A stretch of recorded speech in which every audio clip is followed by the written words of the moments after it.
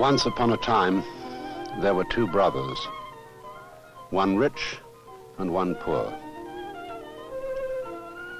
The older brother, who was the rich one, decided to take a journey around the world. And the younger brother, who was poor, decided to take a journey around his own garden.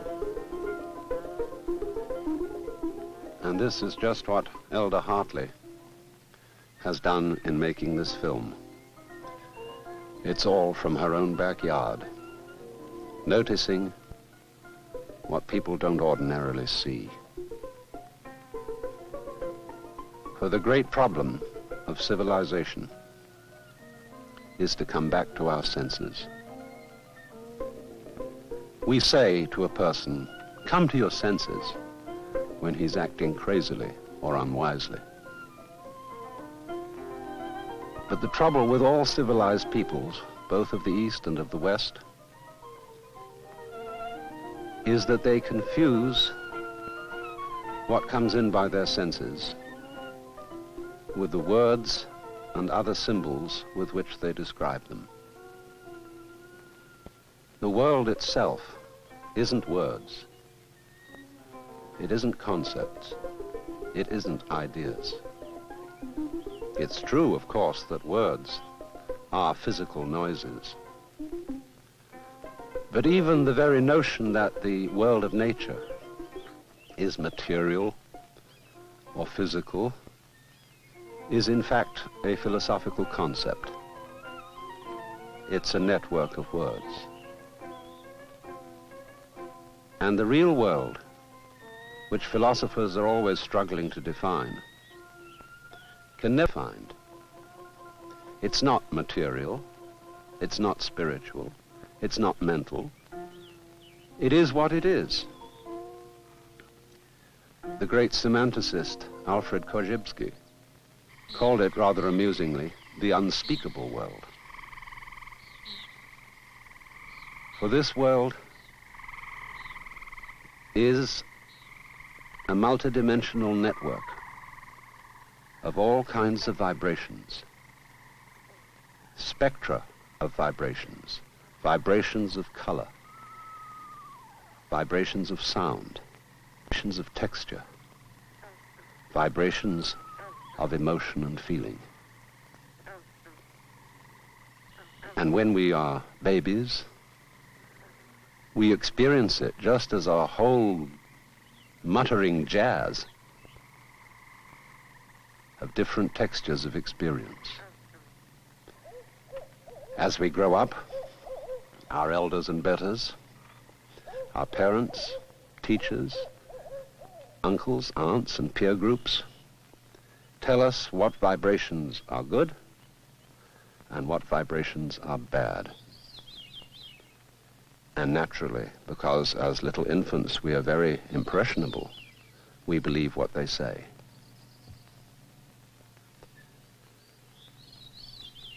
They tell us, for example, that we really ought to go on living, so that when we get sick and have a fever, they stand around the crib and wring their hands and give us the impression that this is a dreadful thing. Of course, it isn't necessarily dreadful at all. A Zen Buddhist poem says, "The morning glory blooms for an hour, but differs not at heart from the giant pine which lives for 1,000 years." What difference does it make whether an event be long or whether it be short? Whether a flame burns dimly and slowly for a long, long time, or whether it's just a brief and intense flash. This, said T.S. Eliot, is the way the world ends, not with a bang, but a whimper. And G.K. Chesterton countered him, saying, "You may go off with a whimper, but we will go off with a bang." So we become prejudiced. We accept the standards of our culture, the concepts and forms of our language, and confuse them with what is actually going on. Most people in our present culture would rather have money than wealth, would rather eat the menu instead of the dinner.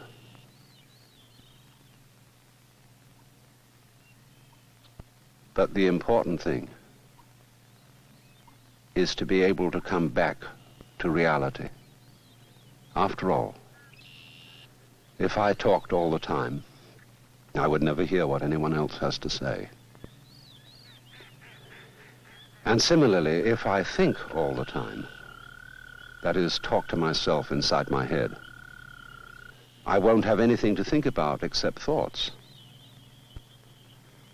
I'm not saying that thinking and talking aren't important. They're very important. But one must, after all, have something that isn't thought and that isn't words to think about and talk about. Otherwise, there is no grist for the intellectual mill. And hence the importance of meditation, as it is understood in Zen, which is from time to time, not all the time, but at certain times, to stop thinking altogether and simply be aware of what is.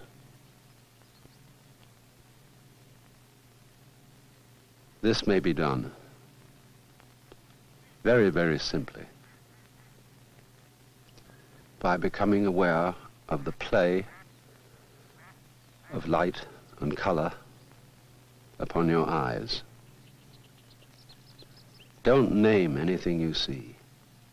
Just let the light and the shadow, the shape and the color play with your eyes. And allow the sound to play with your ears. As you listen to my voice, don't try to make any sense of what I'm saying. Just be aware of the tones, and your brain will automatically take care of the sense.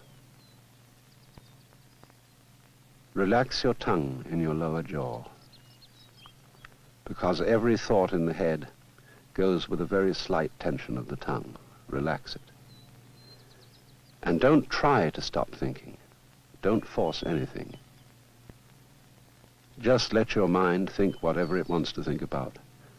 Just let your eyes see whatever they want to see, and your ears hear whatever they want to hear, and let go. And let your lungs breathe as they want to breathe. Don't force your breath.